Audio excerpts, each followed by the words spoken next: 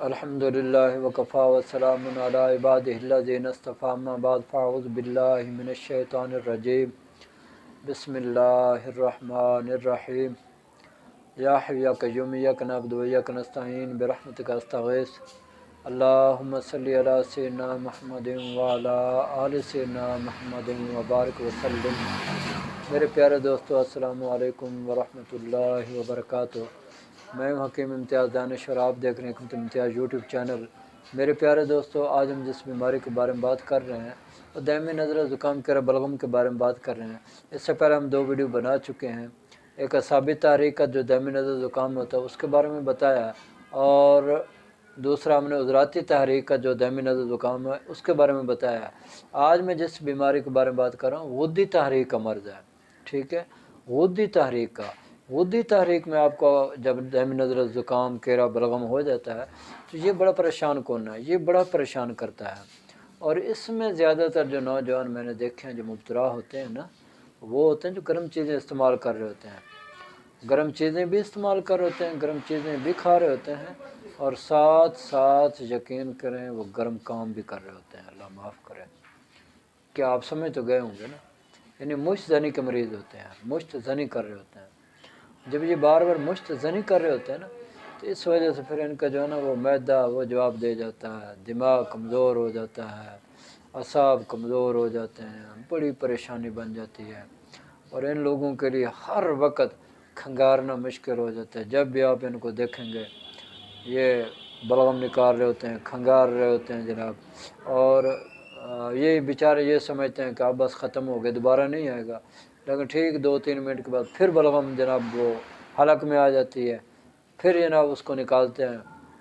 اور پھر یہ سمجھتے ہیں کہ اب دوبارہ نہیں آئے گا، لیکن یہ بار بار ہوتا رہتا ہے، جس سے ان کو دماغی طور پر بڑی کمزوری ہو جاتی ہے، بڑی کمزوری ہو جاتی ہے، بیچاروں کو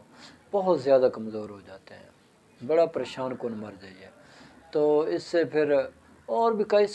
بہت سارے امراض جنم لے لیتے ہیں جناب، پھر ان کو جریان بھی ہو رہا ہوگا، اطلام بھی ہو رہا ہوگا، ہاں جی، شدید چڑچڑاپن ان کا ہوگا، منہ کا ذائقہ کڑوا ہوگا، ہر وقت غصے میں ہوں گے جناب، کوئی چیز ان کو اچھی نہیں لگے گی، ہر وقت غمگین نظر آئیں گے، اداس نظر آئیں گے، ہاں جی۔ تو یہ وجہ کیا ہوتی ہے؟ وجہ ہمارے اعمال ہوتے ہیں۔ تو ان مریضوں کو چاہیے کہ فوری طور پر 2 رکعت نماز نفل صلاۃ توبہ پڑھیں، صلاۃ توبہ پڑھیں، اللہ سے توبہ کریں، توبہ کرنے کے بعد اچھا توبہ پکی کرنی ہے، یہ نہیں یہ بس آج کر لوں گا پھر آئندہ نہیں کروں گا۔ یہ جو مجھ جانے والے لوگ ہوتے ہیں نا، ان کے جو وہ ہوتے ہیں نا جسے کہتے ہیں کہ مستقل مزاجی، وہ ختم ہو جاتی ہے، اعتماد میں کمی، یعنی کہ یوں سمجھ لیجئے ایک بات کریں گے 2 دن کے بعد پھر وہی کام کر رہے ہوں گے، پھر جناب وعدہ کریں گے پھر وہی غلط کام کر رہے ہوں گے، یعنی خاص طور پر مجھ زنی والے لوگ جو ہوتے ہیں نا وہ مجھ زنی کے بارے میں ایسے ہی کرتے رہتے ہیں، یعنی آج مجھ زنی کی ہے تو کہیں گے بس آج کے بعد نہیں کروں گا، ہاں جی، 2-3 دن گزرے پھر وہی کام غلط، پھر کہتے ہیں بس یہ آخری بار ہے اب نہیں کروں گا، پھر کر لیتے ہیں،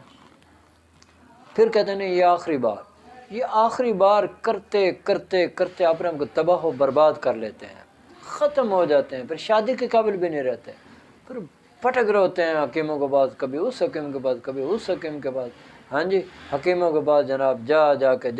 کے پھر حکیم بھی ماشاءاللہ وہ بیٹھے ہوئے ہیں جن کو میں اب کیا کہوں، بھائی مزاج کے مطابق علاج کریں، مزاج کے مطابق علاج کریں، سمجھو میری بات کو، نبض دیکھنا آتی ہو ایسے حکیم کے پاس جائیں جو آپ کی نبض دیکھ کے آپ کو بتائے کہ آپ کا فلاں مسئلہ ہے، فلاں جگہ پہ کمزوری ہے، یہ علاج کریں آپ، ٹھیک ہے نا، ان کے پاس جائیں آپ، طریقہ علاج پھر غلط کر رہے ہیں تو طریقہ علاج ٹھیک کریں۔ یہ جو غدی تحریک کا جو نزلہ ہے تو میرے پیارے دوستو، اس کے لیے جو میں نسخہ آپ کو بتانے جا رہا ہوں وہ آپ نوٹ فرما لیں، کھائیں، اللہ مہربانی کرے گا، کرنا تو اللہ کی ذات نے۔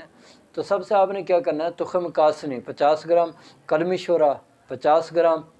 جو کھار